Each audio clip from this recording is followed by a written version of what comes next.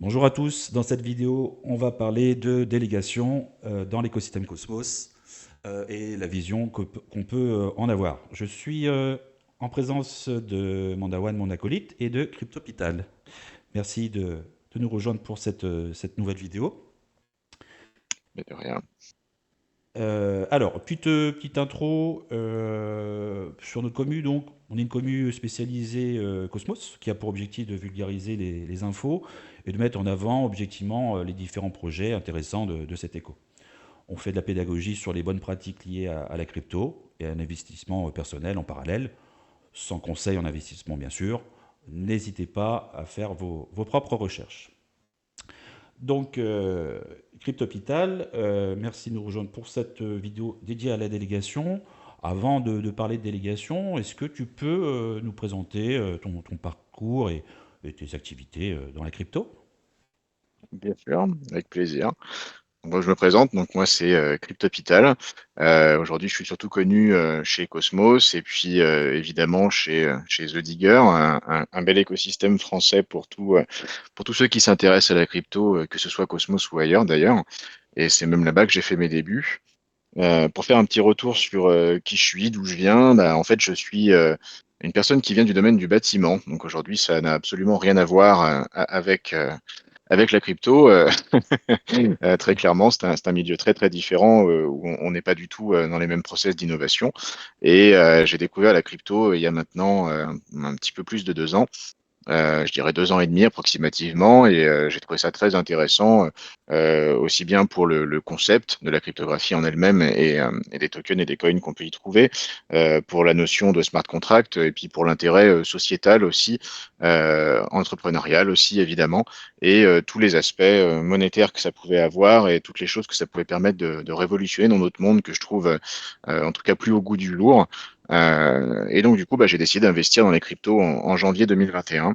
Au départ, simplement comme un investisseur standard, évidemment, comme tout le monde, en essayant de regarder les courbes, en essayant de comprendre comment ça marchait, en achetant tous les tokens du monde, parce qu'à l'époque, c'était un démarrage de bull run. Donc, quelque part, j'ai acheté au bon moment et quoi que j'achète, de toute façon, je gagnais de l'argent tous les jours. Et ensuite, au fur et à mesure du temps, bah, j'ai compris un peu comment les choses se passaient dans ces écosystèmes-là. J'ai appris aussi à utiliser les outils qui font partie de cet écosystème, comme bien évidemment Discord, Twitter, tous les sites internet qu'on peut connaître aujourd'hui, et bien plus encore qui sont développés depuis quelques temps. Telegram aussi évidemment. Et donc du coup, ben, grâce à ça, en fait, j'ai découvert un monde tout à fait nouveau dans lequel j'ai eu l'envie de m'investir beaucoup plus que simplement en tant qu'investisseur, dans lequel j'ai eu envie de travailler en fait, hein, pour utiliser le bon mot, parce que je trouvais qu'il était hyper intéressant de travailler dans un secteur neuf comme ça, un secteur de niche en fait aujourd'hui, si on veut utiliser le terme adéquat. Et donc du coup, bah, au fur et à mesure du temps, j'ai rencontré des projets, j'ai discuté avec des gens, je me suis intéressé en fait à ce qui se passait, globalement beaucoup sur Cosmos, mais je suis aussi sur d'autres blockchains, principalement mon ETH pour la deuxième.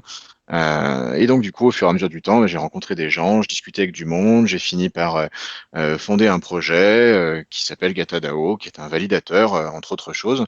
Et j'ai aussi rencontré des builders qui sont présents sur l'écosystème Cosmos depuis longtemps et qui travaillent dessus depuis longtemps, tels que Crescent, donc qui est aujourd'hui l'entreprise pour laquelle je travaille majoritairement.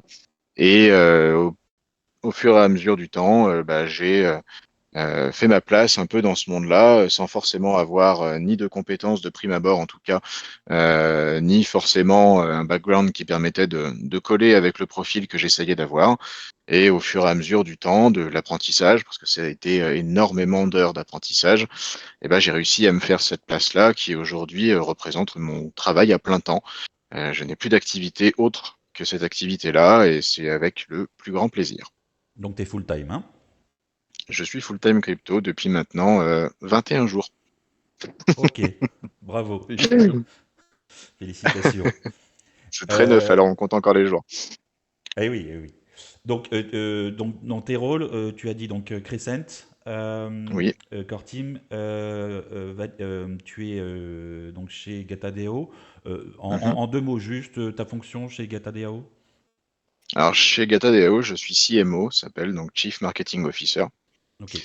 C'est moi qui m'occupe de toute la partie marketing. Alors, ça englobe plein de choses. Le marketing, c'est un terme très générique pour définir tout ce qui est lié à la cohésion avec les différents autres acteurs, avec la communauté et plein de choses. C'est vraiment, surtout dans le Web3, c'est très vaste.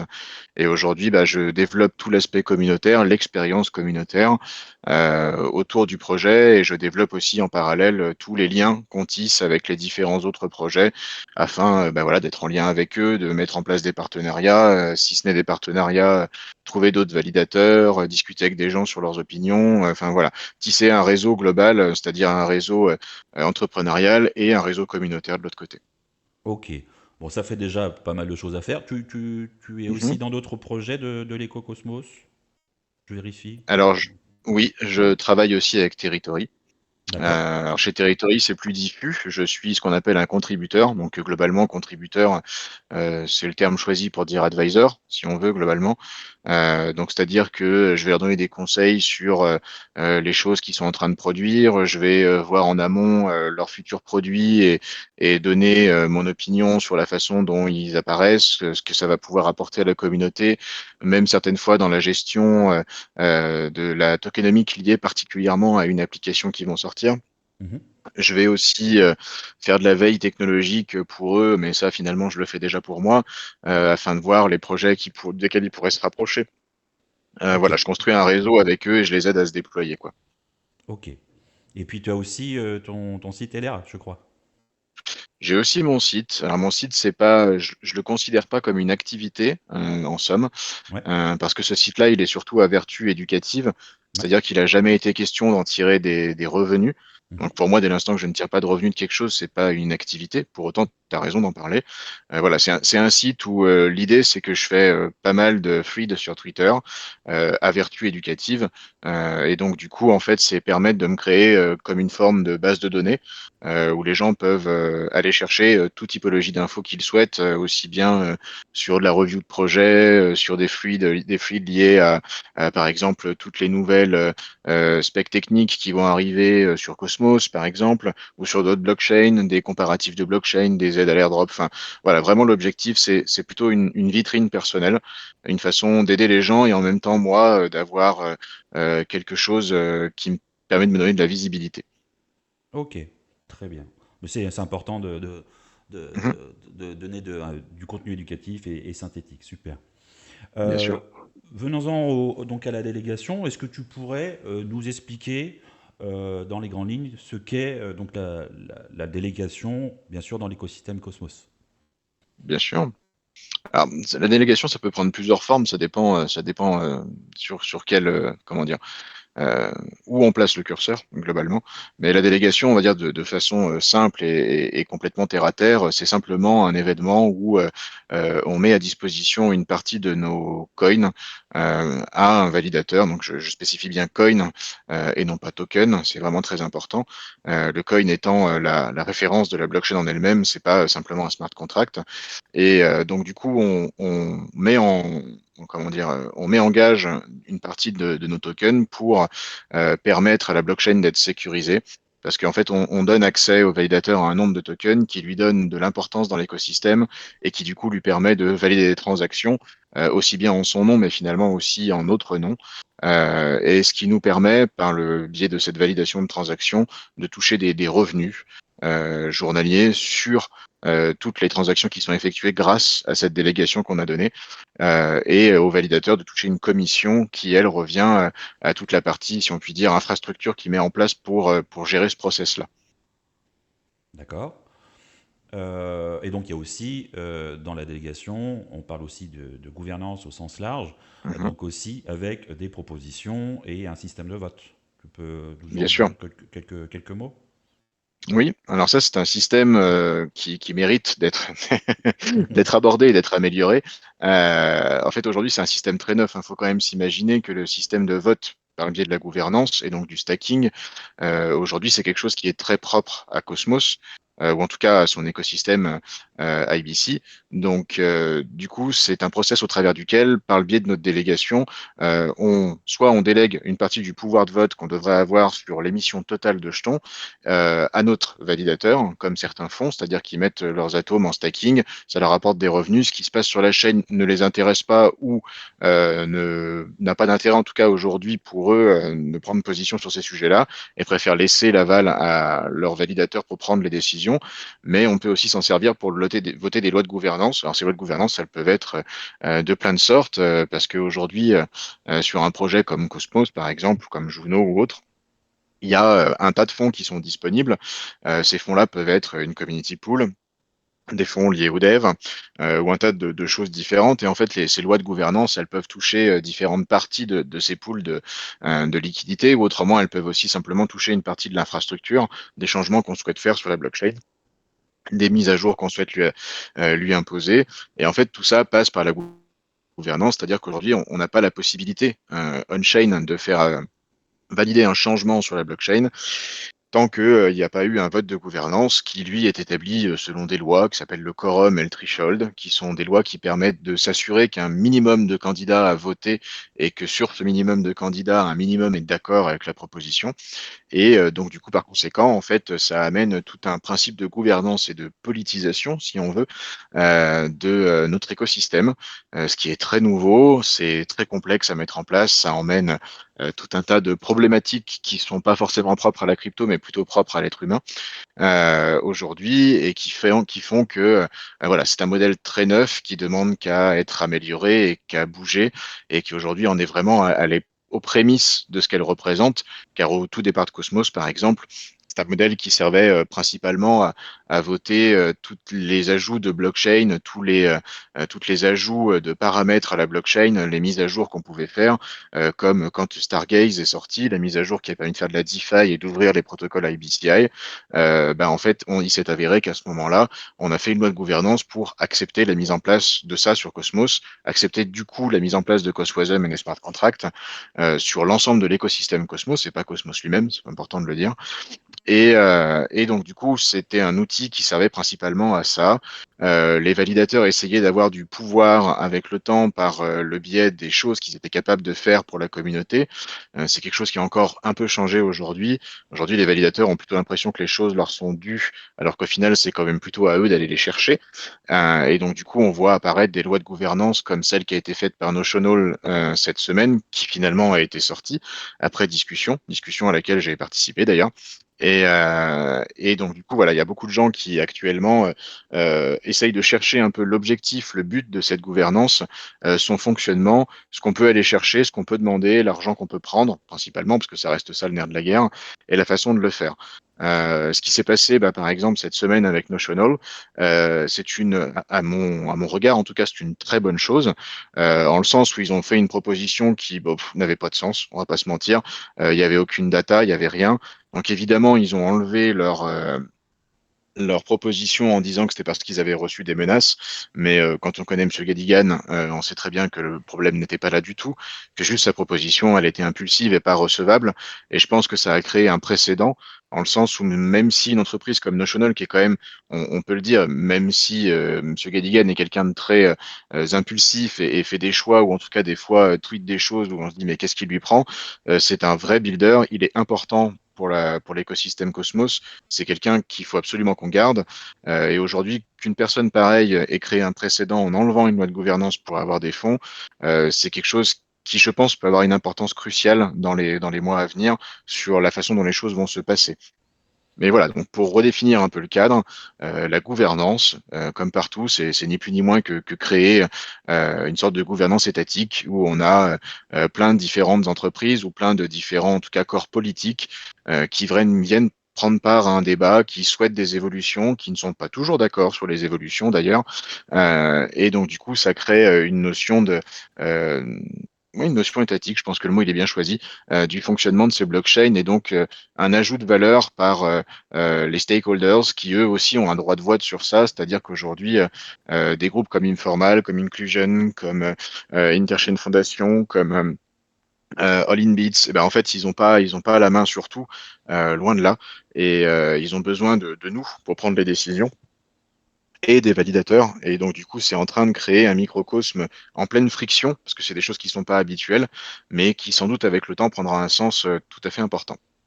Par rapport à ça, en termes de projection, si on devait te Mhm. demander ton avis en termes de vision justement de la gouvernance à l'avenir dans l'éco et les défis justement, les enjeux par rapport à cela, tu le vois comment toi à l'avenir dans les mois Moi, et les je le années vois qui d'un viennent? œil très, je le vois d'un très bon œil.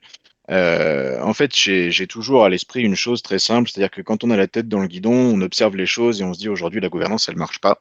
C'est un fait. Je veux dire, on peut le dire sur plein de blockchains. Il y a des vraies problématiques de gouvernance un peu de partout.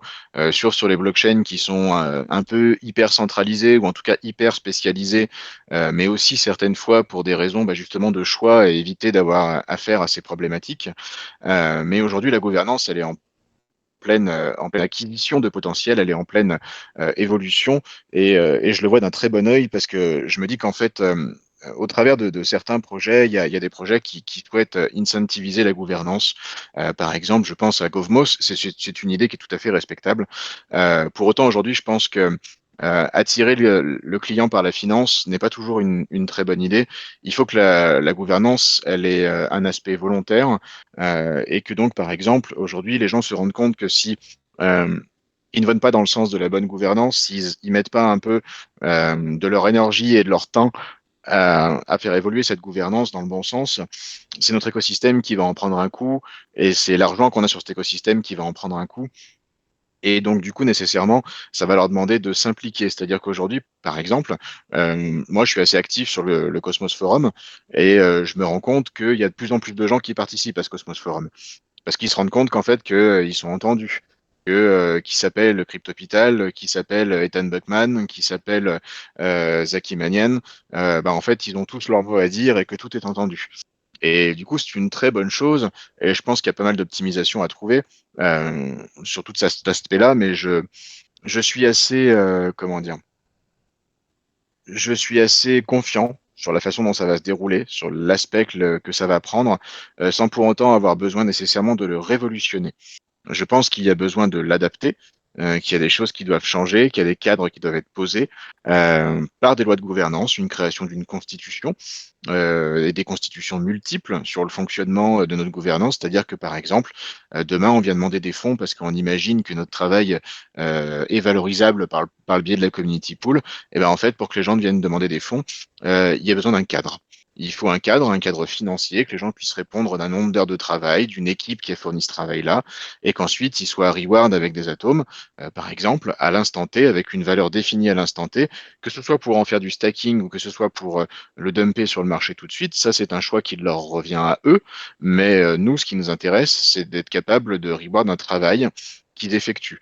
Donc aujourd'hui, pour ne pas cacher la chose, c'est quelque chose auquel je suis en train de réfléchir avec des grands acteurs de l'écosystème où je suis en train de proposer peut-être un système de développement de business en fait autour de tout ça en mettant en amont toutes les caractéristiques qui permettraient à un écosystème de pouvoir fleurir avec une gouvernance qui lui permettrait bien entendu de venir demander de l'argent pour le travail qu'il a effectué ou pour le travail qu'il souhaite effectuer, mais d'une façon intelligente, avec des vraies métriques qui permettent de voir que les gens travaillent, que le travail fourni, il est qualitatif déjà premièrement, et qu'ensuite puisse avoir un vrai suivi dessus pour éviter des sujets comme sur Juno avec Loop Finance. Moi, ça c'est un sujet qui me révolte, mais depuis des mois, j'en parle souvent d'ailleurs. Je n'ai jamais compris à quel moment on s'est décidé que pour un marketplace, on allait filer 1,4 million. Tout ça pour avoir un marketplace globalement pourri, où il se passe absolument rien. Et donc, du coup, voilà, que ce lobbying puisse disparaître par le biais de propositions comme celle qu'on a eue, par exemple, de notre cher ami français dont j'ai perdu le nom, qui souhaite lancer le Grand Programme Cosmos, où ils ont défini des salaires mensuels pour des personnes, avec des personnes correspondantes, avec leurs qualifications, leur profil LinkedIn. Voilà, ça pour moi, c'est une vraie loi de gouvernance qui a du sens, qui sera votée et qui sera acceptée ou non par le biais de gens qui aujourd'hui ont la capacité de faire de l'acceptation sur ces sujets-là. Et du coup, je le vois d'un très bon œil parce que je me rends compte que les propositions qui avant n'existaient pas arrivent. Certains le voient comme un problème, moi je le vois comme une solution, et que ces propositions-là, aujourd'hui, elles commencent à se structurer un peu plus. Les premiers à l'avoir fait, c'est Cosmic Validator. Aujourd'hui, il y a la mise en place du Grunt Programme. Il y a Notional DAO qui a proposé, mais sont sûrement rendus compte eux-mêmes de l'absurdité de ce qu'ils avaient proposé. Parce que de toute façon, quand j'ai proposé mon aide, ils m'ont dit que c'était bien, mais ils m'ont dit qu'au final, ils préféraient pas faire comme ça. Donc en fait, ça veut dire, en fait, on n'a aucune façon de te le prouver concrètement, hein. Mhm. Donc voilà, moi je le vois d'un très bon œil. Je pense que les choses, avant qu'elles se mettent en place, quand on est dans une dynamique d'évolution, elles doivent passer par des choses mal mises en place, des choses mal amenées.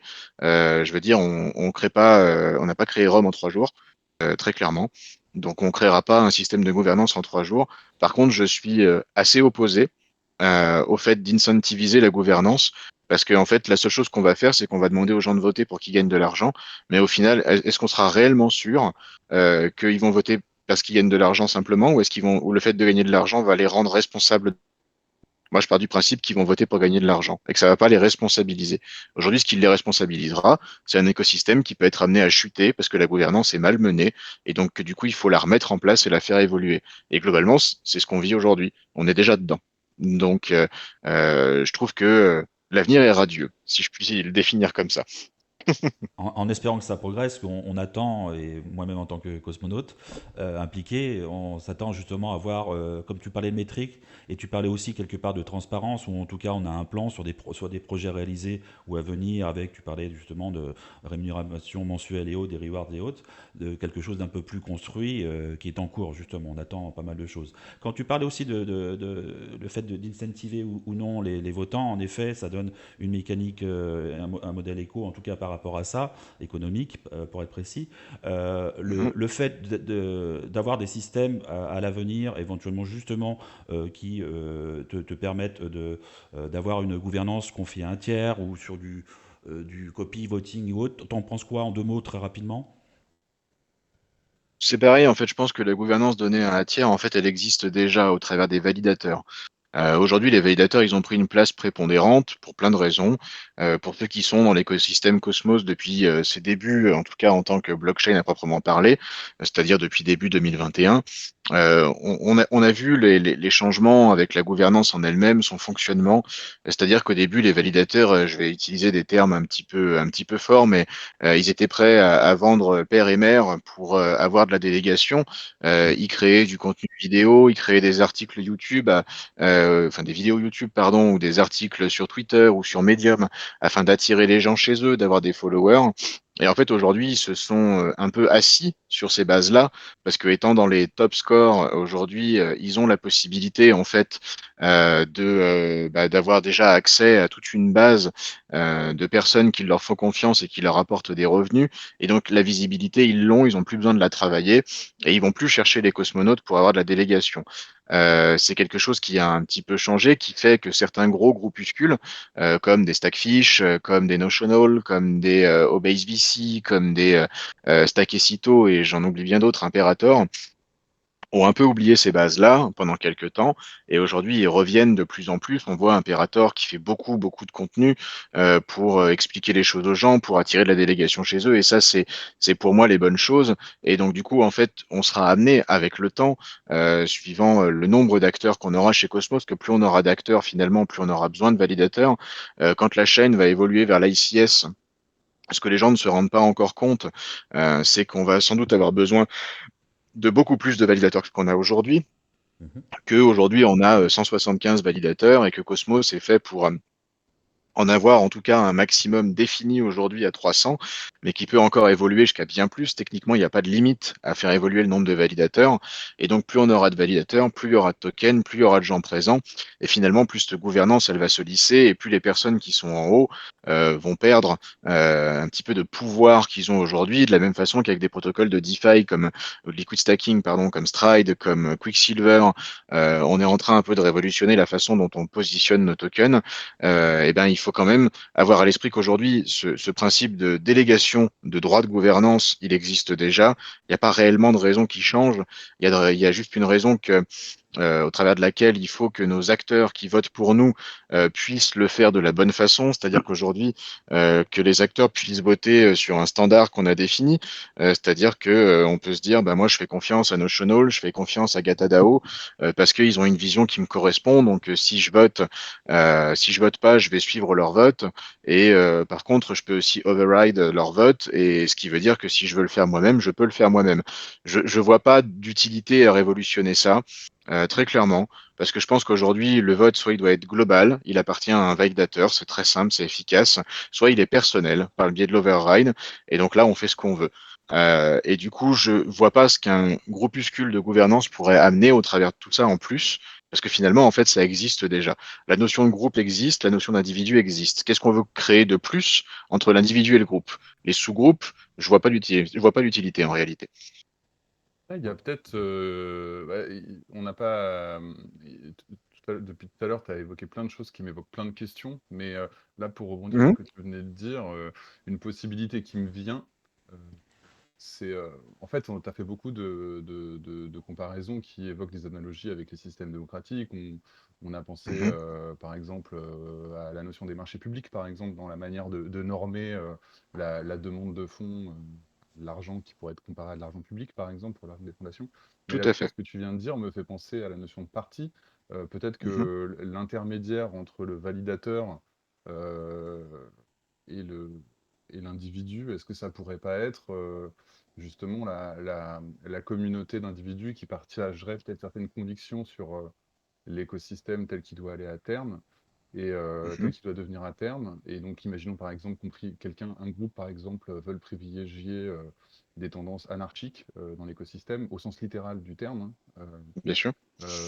Et du coup, on pourrait imaginer par exemple que un équivalent de Govmos sorte, mais qui s'appellerait par exemple Anarchy Cosmos, quoi, et qui Mhm, te proposerait de déléguer tes votes avec une communauté qui va pouvoir en fait éclairer tes votes, même quand ils sont techniques. Et des fois, c'est vrai que c'est un peu inaccessible certaines propositions pour le commun des mortels.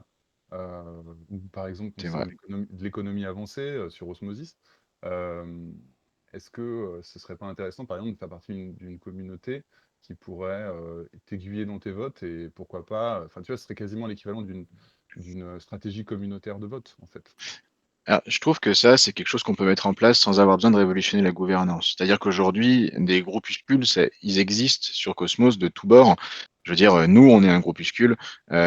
Tu peux avoir, t'as pas besoin d'avoir de parti politique pour avoir des avis politiques qui se ressemblent, qui se recoupent et qui font une décision de vote. Aujourd'hui, tu vois, je prends l'exemple de The Digger, par exemple, quand il y a eu des gros votes qui sont arrivés, comme Atom 2.0, comme la mise en place du Cosmosm sur Cosmos, pardon, et ben, il s'est avéré qu'en fait, il y a déjà eu des gens qui discutaient de ce sujet-là, et donc du coup, tu peux, par le biais de tes intentions, faire changer d'avis, rallier des gens à ta cause, ou pas d'ailleurs.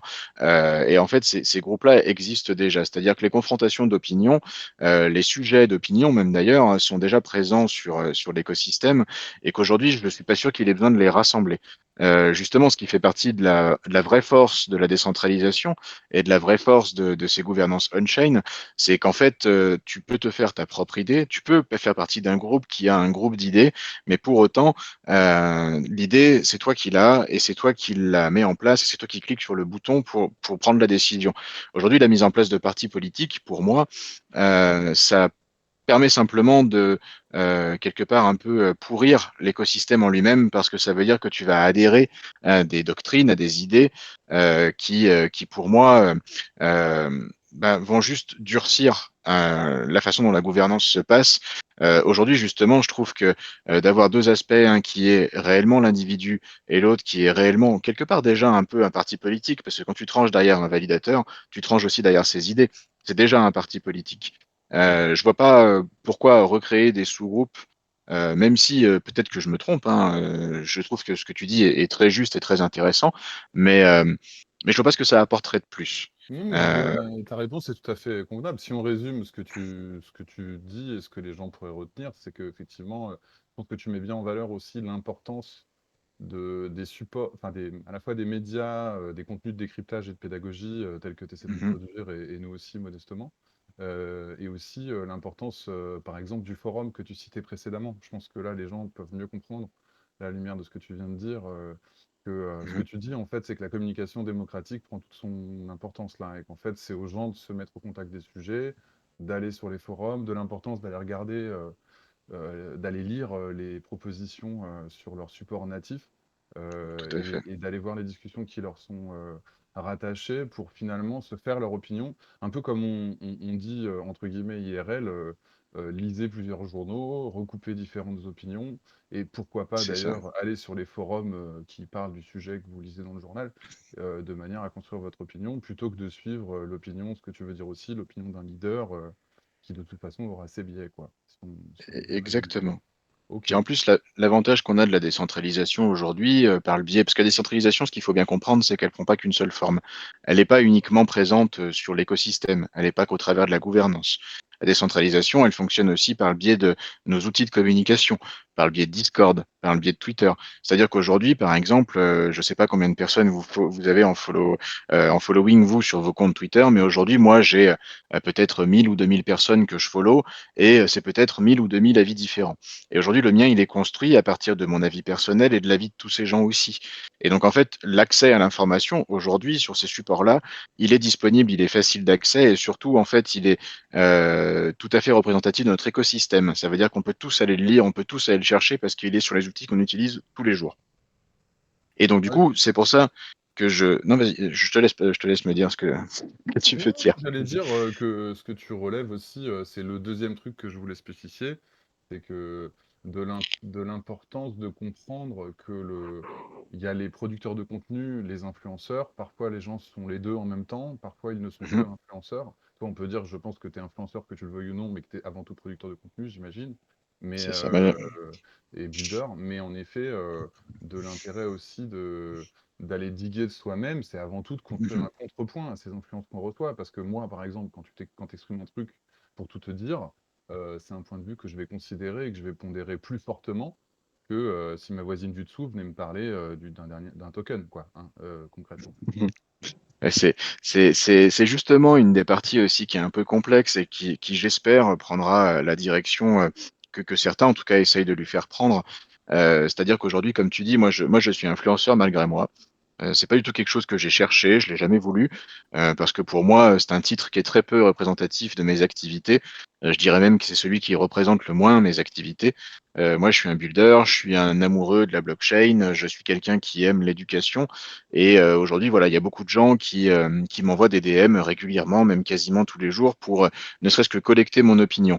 Et du coup, c'est vrai que, comme tu disais tout à l'heure, il y a aussi l'aspect technique que les gens comprennent pas, que certains peuvent vulgariser. Même moi, il m'arrive d'ailleurs de mal le vulgariser, ça peut arriver à tout le monde, hein, on peut faire des erreurs de compréhension. Et donc, du coup, c'est vrai que voilà, c'est intéressant de pouvoir avoir accès à des profils comme le mien, des profils comme celui d'Atreyu avec des cryptos, enfin du vôtre maintenant d'ailleurs. Et du coup, de pouvoir comparer un peu ces divergences d'opinion, de pouvoir comparer les choses, les comprendre. En fait, aujourd'hui, ça c'est un point de vue très très personnel on va dire même, enfin, globalement c'est de la philosophie, mais aujourd'hui je trouve que depuis des dizaines d'années, on a beaucoup désindividualisé et déshumanisé les gens en réalité les réduisant à un simple appareil qui s'appelle le travail, et en leur disant qu'aujourd'hui pour être heureux, la seule chose qu'ils devaient faire c'était travailler pour bien gagner leur vie, et donc du coup ne pas forcément apprendre, ne pas forcément se remettre en question, ou en tout cas se remettre en question dans un cadre qui correspondait à celui du travail, et que au travers de la crypto et tout ça, on apprend les gens à beaucoup plus se recentrer sur eux-mêmes, beaucoup plus apprendre les choses. On voit des carrières, je citerai deux, trois carrières, bah déjà la mienne, qui n'a rien à voir avec ce qu'on peut connaître. Tu peux citer celle de Phil, tu peux citer celle de Captain Trading aussi, par exemple. C'est des gens qui viennent d'univers où ils se sont jamais trouvés, où ça a toujours été difficile pour eux, et moi j'en fais partie de ces gens-là, pour arriver dans un monde où en fait ils trouvent leur plein plaisir, si je puis dire, parce qu'en fait, ils arrivent vraiment à exprimer qui ils sont, ils arrivent à réfléchir par eux-mêmes, et quelque part, pour moi, c'est le retour de l'individu au centre de l'image.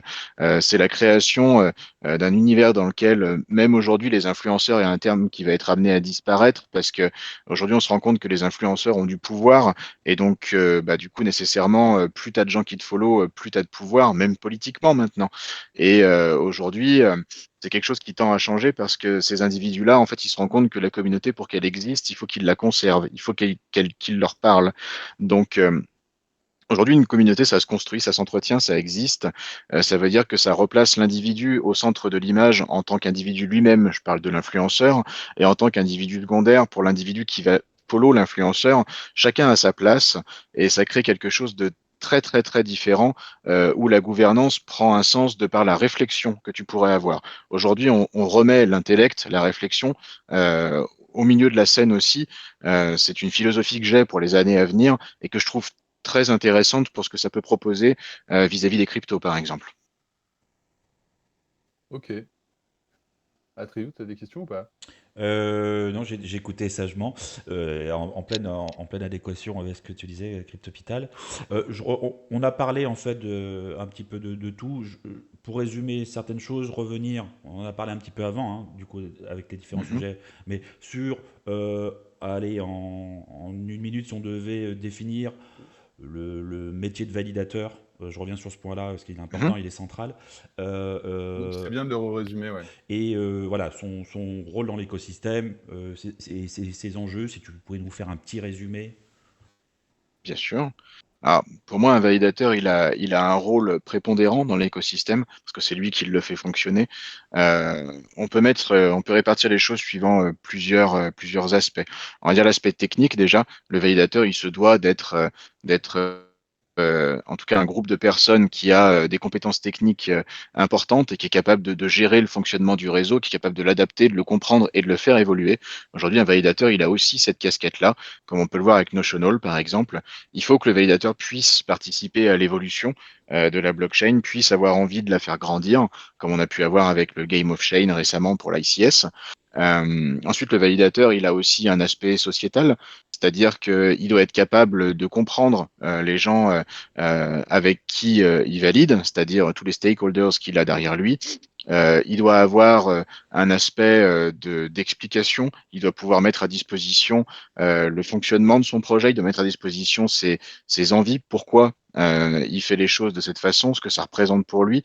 Et aussi, il a la possibilité, mais pas l'obligation, de faire de l'éducation, de faire aussi du marketing, de faire apparaître Cosmos ailleurs. Pour moi, aujourd'hui, le validateur, c'est un peu la branche qui tient les feuilles.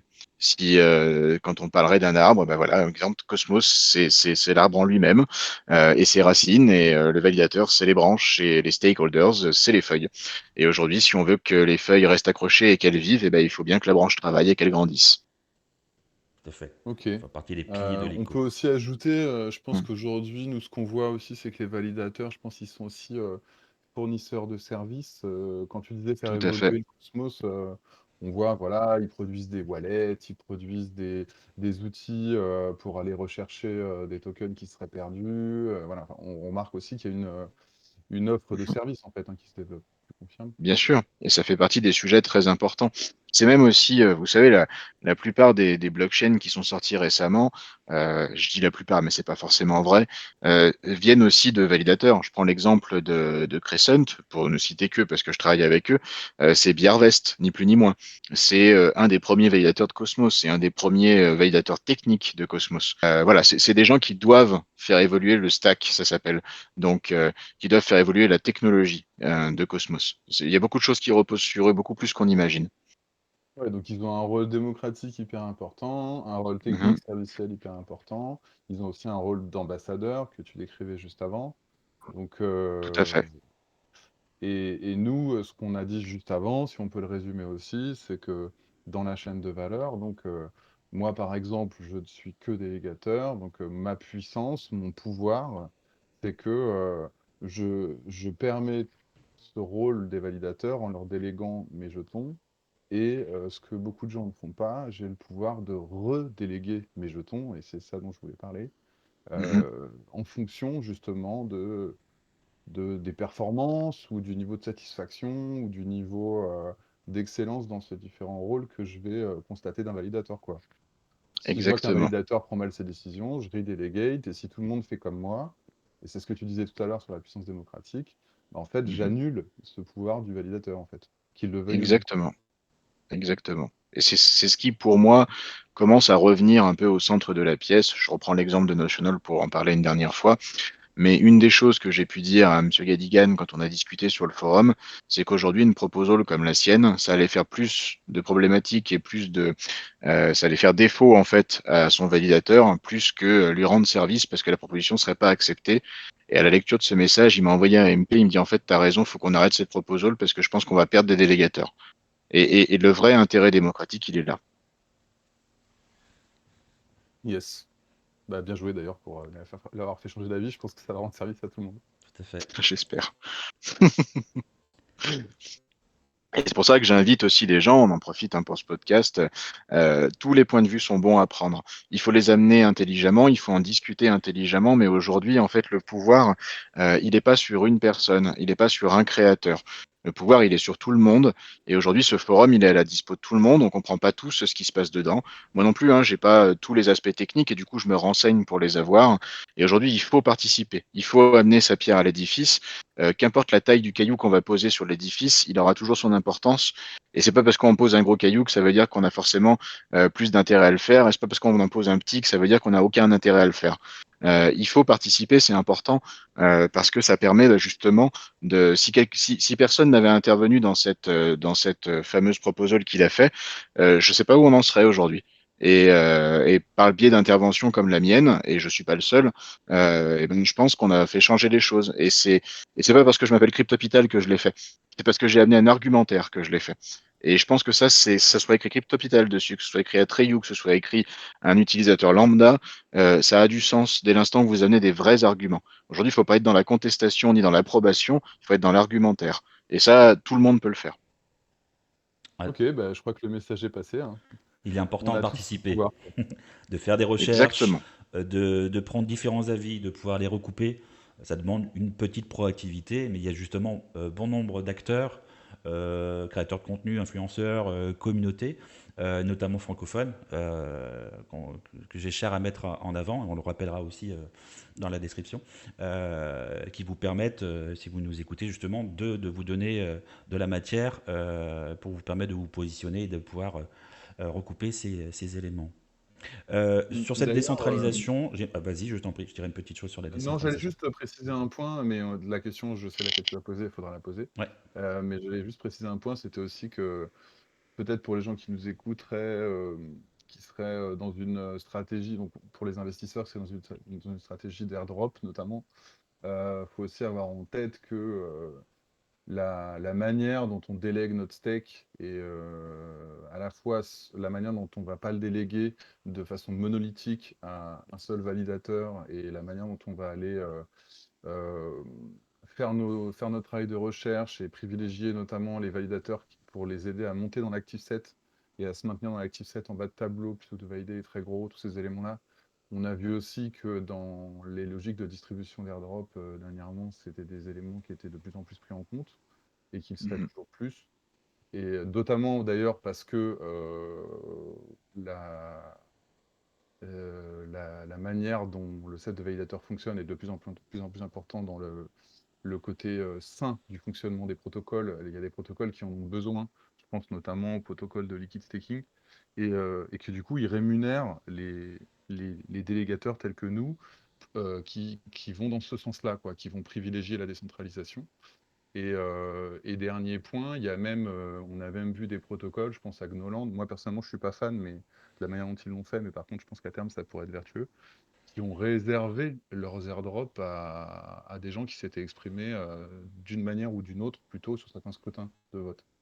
Et ça Mhm. aussi, ça rajoute aussi de l'enjeu, je pense, derrière le fait de se former à voter. Je ne sais pas si vous en C'est pensez ça. quelque chose d'ailleurs. Oui, oui, et puis pas voter Si, pour un airdrop ou quoi que ce soit, ça c'est des choses que j'aimerais ne plus voir dans l'écho. Là, je prends position directement. Je te rejoins, parce que Bah, c'est ce ça que j'allais dépend. dire, Manda. C'est de parler de la Ça- décentralisation,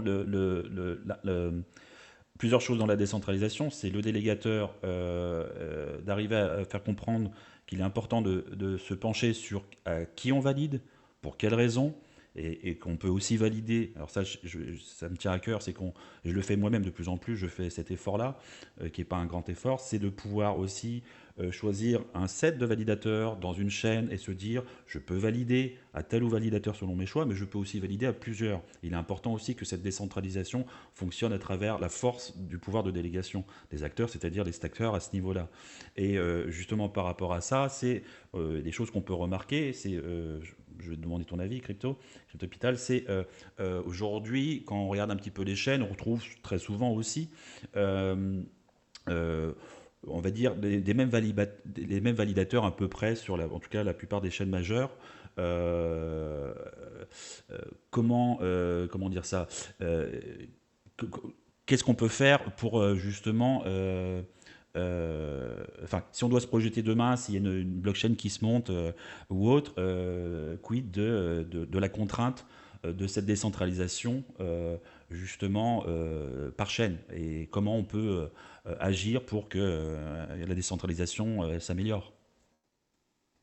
Tu veux dire qu'il C'est n'y a un- pas tout le temps les mêmes validateurs sur toutes les chaînes? Oui, Oui. en résumé, c'est merci. très complexe. C'est très complexe pour plusieurs raisons. La raison principale que les gens omettent souvent de voir, c'est qu'un validateur, une des spécificités qu'il doit avoir, c'est un stack technique. C'est qu'il faut qu'il soit capable d'avoir une réelle implication technique sur ce qu'il est capable de faire.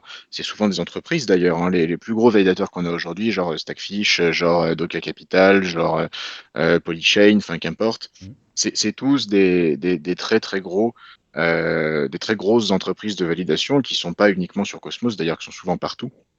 Aujourd'hui, le stacking devient, on va dire, du point de vue en tout cas de tous les gros investisseurs, je pense aussi à Journal du Coin avec, je ne sais plus le nom de leur validateur là, mais Sinon, il y a oh, Meria aussi, c'est ça, Just Mining, ouais.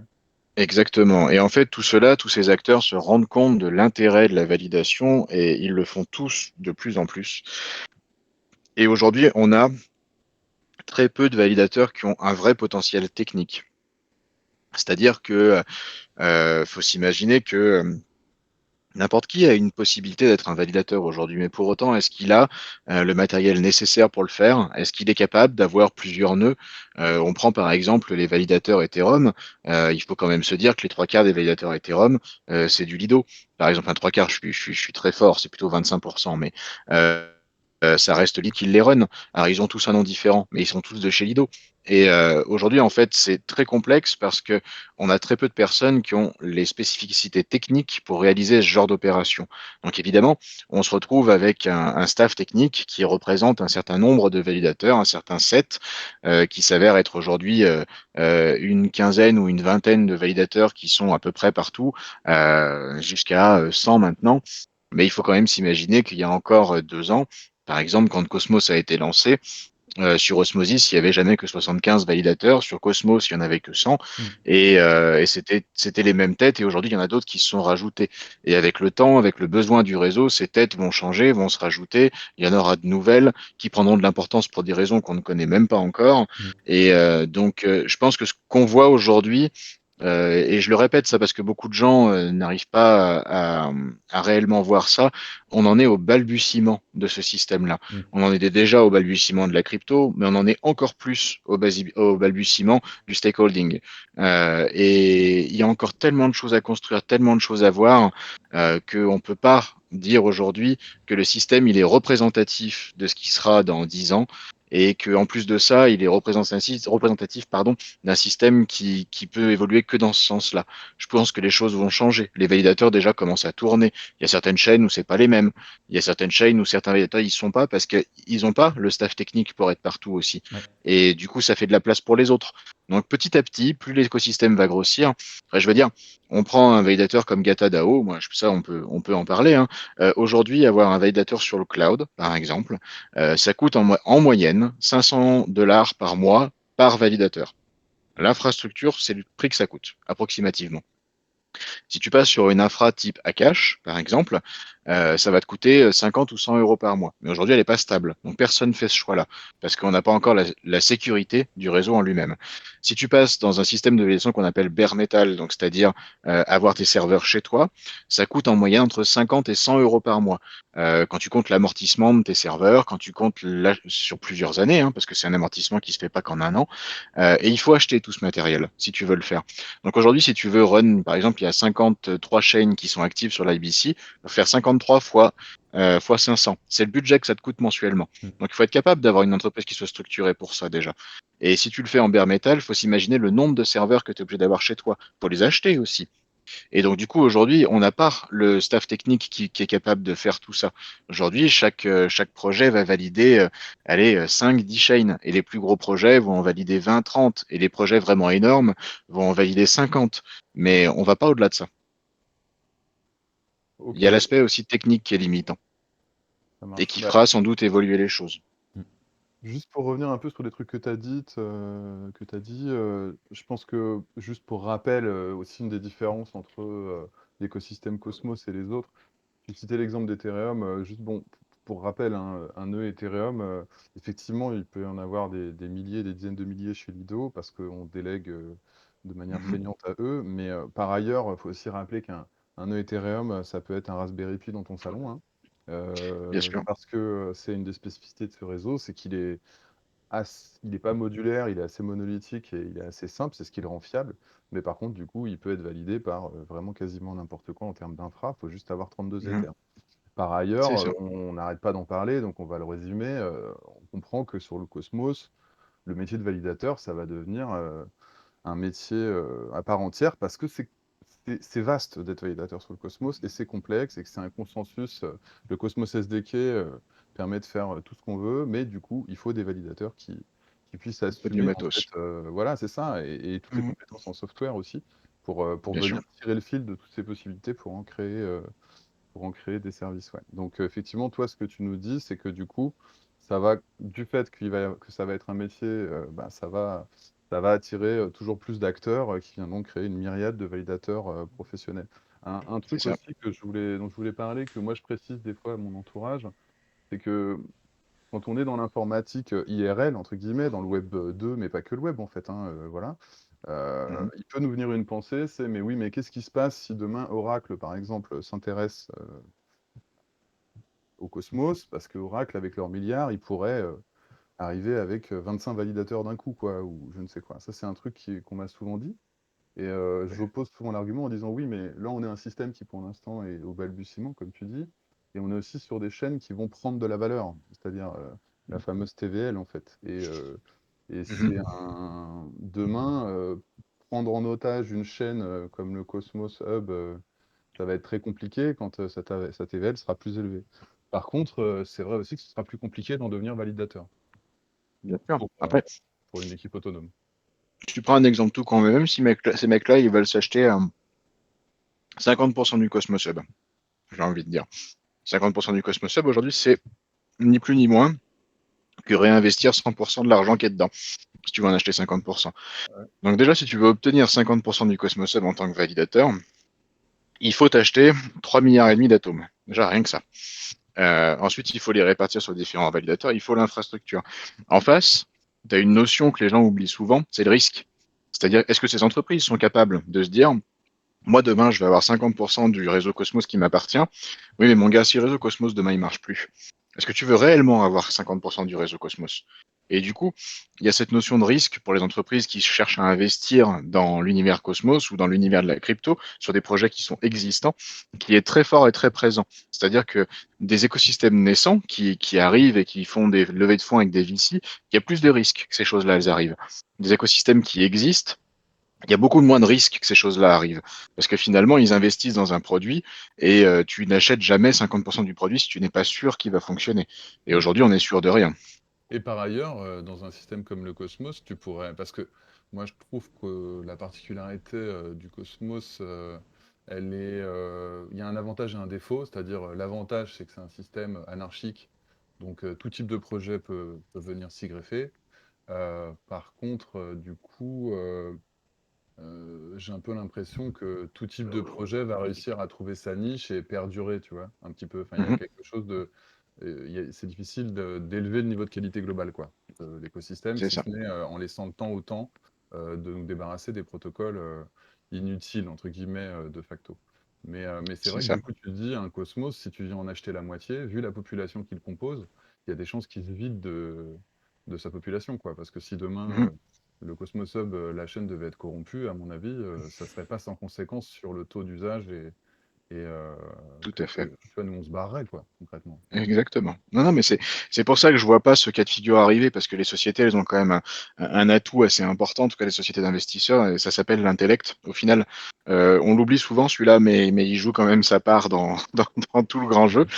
Et aujourd'hui, je vois pas une entreprise intelligente venir se dire, bah, tiens, en fait, nous, on a des milliards à dépenser, viens, on s'achète 50% du Cosmos Hub. Ça serait le raisonnement le plus stupide que j'aurais jamais entendu. Donc après, je peux me tromper, hein, parce que des gens stupides, il y en a plein, mais je vois mal comment ça peut arriver aujourd'hui. Comme Mais il y tu a un dis, cas le seul cas qui me vient, c'est justement celui qui le ferait pour justement tuer le Cosmos Hub. ouais, c'est ça, mais faut avoir envie de payer aussi cher pour tuer un projet, C'est ça, tu vois. exactement. Euh, faut voir. C'est vrai que c'est des questions qui sont soulevées assez souvent et qui sont somme toute très intéressantes. Je suis assez d'accord sur le principe. Mais moi, je vois pas comment c'est possible. On en est en tout Atrius, tu cas, avais que des ce choses à soit pour ajouter avant de les... conclure? Vas-y, Manda, vas-y. Vas-y. Non, non, je t'en prie, je te demandais si tu avais des choses à ajouter avant de Oh, conclure. j'allais Donc, juste faire un petit commentaire. C'est juste, en tout cas, on voit justement qu'il y a la transformation à venir, l'évolution, que ce soit aussi bien au niveau des projets actuels ou qui seraient en devenir sur l'écosystème Cosmos, que pour aussi les validateurs, leur rôle et comment ça va se transformer dans les 7 différentes chaînes et sur l'ensemble de l'éco finalement. Donc on en est qu'au balbutiement, C'est comme tu sûr. disais, Cryptopital. Yes. Bah, de toute façon, pour finaliser sur ces sujets-là, parce qu'on peut faire aussi un petit peu d'actualité au travers de tout ça, c'est-à-dire qu'il y a quand même des projets qui sont énormes qui arrivent. C'est-à-dire qu'aujourd'hui, sur le Cosmos, on a vu des jolis projets. Enfin, je veux dire, ce que j'appelle un joli projet, Osmosis, c'est un joli projet pour moi. C'est pas un projet énorme. Il est loin d'être énorme. Et euh, c'est mon simple avis personnel. Je sais que beaucoup de gens ne le partagent pas. Osmosis ne sera jamais énorme. Il a un modèle économique qui est, en tout cas aujourd'hui, peu fonctionnel. Il a un modèle de fonctionnement qui est archaïque. C'est-à-dire quand on regarde l'aspect technique du projet Osmosis, en fait, c'est du déjà vu, c'est du MakerDAO, ça n'apporte pas grand-chose en réalité. Et en face, il a des mastodontes qui arrivent. Mais quand je dis des mastodontes, c'est vraiment des mastodontes. C'est-à-dire qu'Osmosis, à côté, il pèse même pas 50 fois ce que... Enfin, les projets en face, pardon, pèsent 50 fois ce qu'Osmosis pèse, si vous voyez ce que je veux dire. Mhm. Je prends un exemple tout bête. On en parle très peu aujourd'hui et pourtant les gens s'imaginent pas à quel point ce projet c'est un mastodonte. C'est Say Network. Say Network, enfin, pour ceux qui ont l'occasion d'aller dig ce qu'est ce projet, ce qu'il souhaite faire, ce qu'il est en train de créer, c'est un projet auquel il faut réellement s'intéresser. C'est un très très gros projet avec un très gros staff derrière, des gens très compétents. C'est impressionnant ce qu'ils sont en train de développer. Et ces mecs-là, ils partent en guerre. Et ils partent pas en guerre contre Osmosis, il faut bien le comprendre. Ils partent en guerre contre DYDX.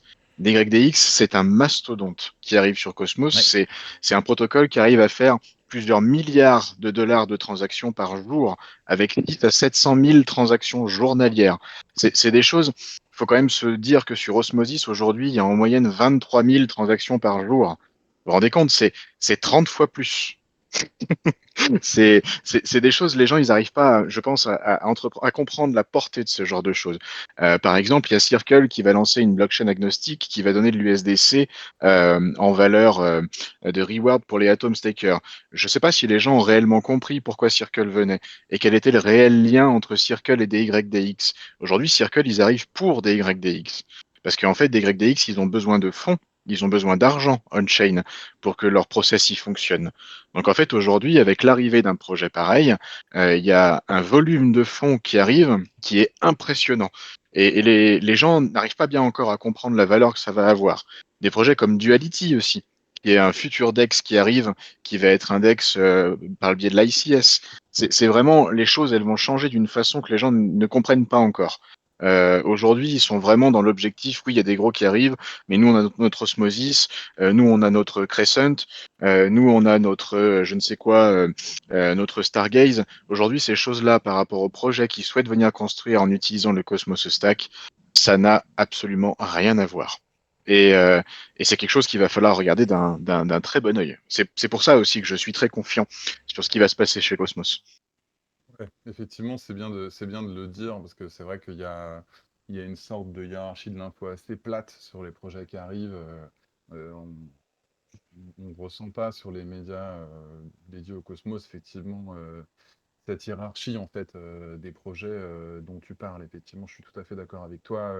C'est super important de rappeler aux gens c'est quoi la valeur d'un protocole qui nous rejoint et à quel point effectivement ça peut bouleverser l'écosystème. Parce que si on compare à un écosystème, justement, Mhm. je pense à Phil qui a cette métaphore, vous savez, de la cité antique avec ses quartiers et ses organes, là, vous savez, il est Oui, vachement Ouais. sur oui. cette métaphore-là. Donc, autrement dit, il compare, pour ceux qui nous écoutent, le cosmos à une cité, en parlant de l'évolution des cités au fur et à mesure qu'elles se développent sur un emplacement et que des quartiers ayant des fonctions se rattachent. Et maintenant, représentez-vous effectivement cette idée si d'un coup, sur une cité pas très grosse, se rattachait New York, quoi, par exemple. C'est ça. Qu'est-ce que ça peut bouleverser, en fait, dans cet endroit? Bah, c'est évident, quoi. D'un seul coup, ce qui avant était la cité devient le village d'à côté, en fait, Mm. potentiellement, selon le fonctionnement. Mais la particularité du Cosmos, comme tu l'as très bien dit, Crypto Capital, c'est que il y a ce système de gouvernance particulier et tu parlais de l'ICS et je pense que Mm. Je c'est pense, peut-être ça. Peut-être qu'on peut en dire deux mots, voilà, de pourquoi bien est-ce sûr. que DYDX vient en fait sur cet écosystème d'un point de vue Ouais. technique. Bien sûr, bah en fait, DIDX, c'est très clair et aujourd'hui c'est très clair pour beaucoup de projets qui souhaitent faire la transition, qui l'ont attaqué ou qui souhaitent l'attaquer. Il faut quand même savoir. Moi, je suis en lien avec Informal depuis quelques temps et il s'avère qu'en fait il y a énormément de projets qui sont intéressés pour venir chercher en fait l'aspect technologique de Cosmos. Et aujourd'hui, ce qui est important et ce qui est intéressant, c'est que l'aspect technologique de Cosmos, c'est un aspect tech qui existe très peu. Il faut quand même se dire qu'aujourd'hui, si Matic existe, si la BNB Chain existe, même si Ethereum existe, c'est grâce au stack technique de Cosmos, c'est grâce à Tendermint. Ils ont tous forqué ou utilisé le Light Client de Tendermint et ils l'utiliseront encore tous les jours parce que c'est quelque chose qui est révolutionnaire. On le doit à une personnalité très ambivalente et très complexe qui s'appelle Jaquan. C'est bien dommage qu'il soit aussi ambivalent parce que cet homme-là est un génie. Mais en fait, aujourd'hui, les projets viennent chercher l'aspect technologique. C'est-à-dire que on va reprendre des basiques très simples, la différence entre un coin et un token. Un coin appartient à une blockchain, il sert de gestion de frais. Un token appartient à un smart contract et il sert de valeur d'échange. Et aujourd'hui, par exemple, un projet comme DXDX qui est sur Ethereum, son token, le seul intérêt qu'il a, c'est la reward qu'il va fournir dans son système de fonctionnement.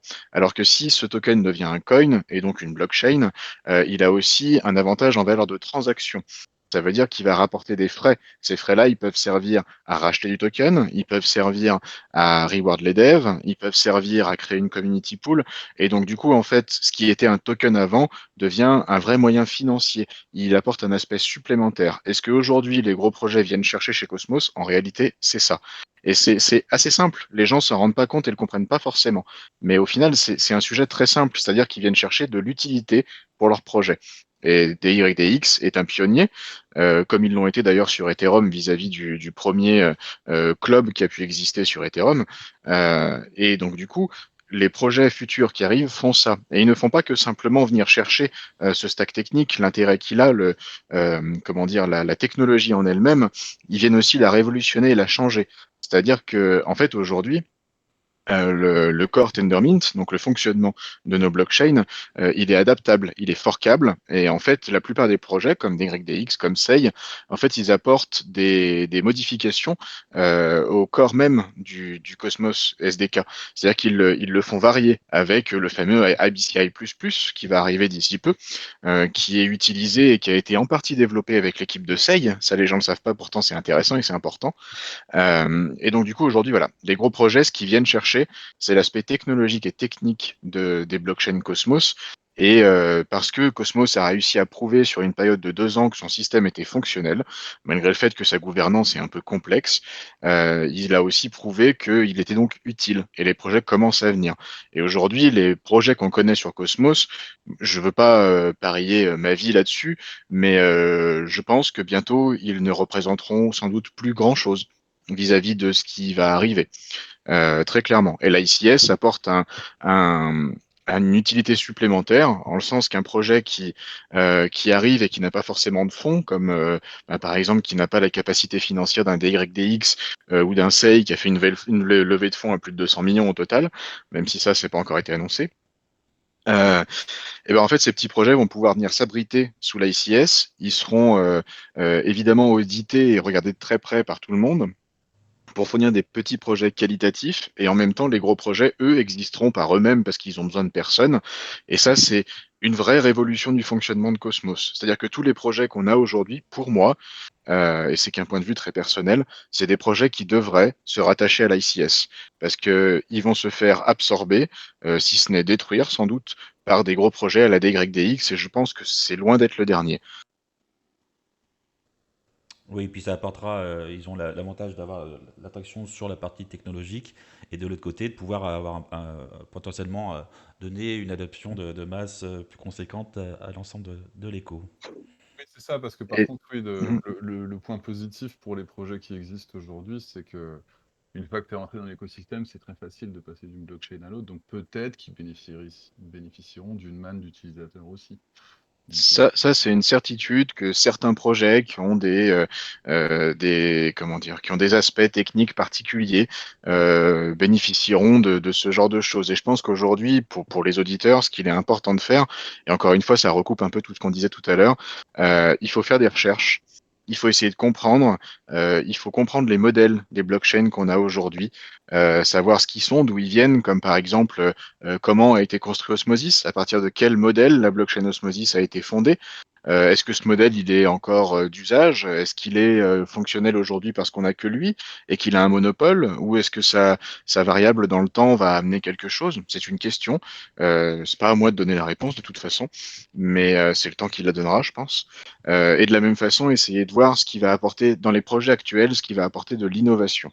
Parce qu'aujourd'hui, ce qu'il faut bien comprendre, c'est ça, c'est qu'un projet, il ressort et il grandit de par l'innovation qu'il apporte. Et donc, du coup, ceux qui survivront à ce grand chamboulement qui arrive, c'est ceux qui apportent de l'innovation, ceux qui font quelque chose d'important et d'intéressant, et pas ceux qui ont simplement copié des modèles et qui aujourd'hui sont en place depuis des années, globalement deux, parce qu'en fait, ils étaient déjà là et qu'ils ont créé un monopole. Et c'est d'ailleurs pour ça qu'aujourd'hui, comme tu dis, dans les médias, sur les réseaux sociaux, c'est des choses dont on parle très peu, parce que ces projets-là, aujourd'hui, ils ont peur de ce qui arrive. Et ils ont raison d'avoir peur. Donc ça va aussi quelque part créer de l'innovation sur ces projets, peut-être qu'ils vont changer des choses, qu'ils vont s'améliorer. Finalement, c'est un bon point pour tout le monde.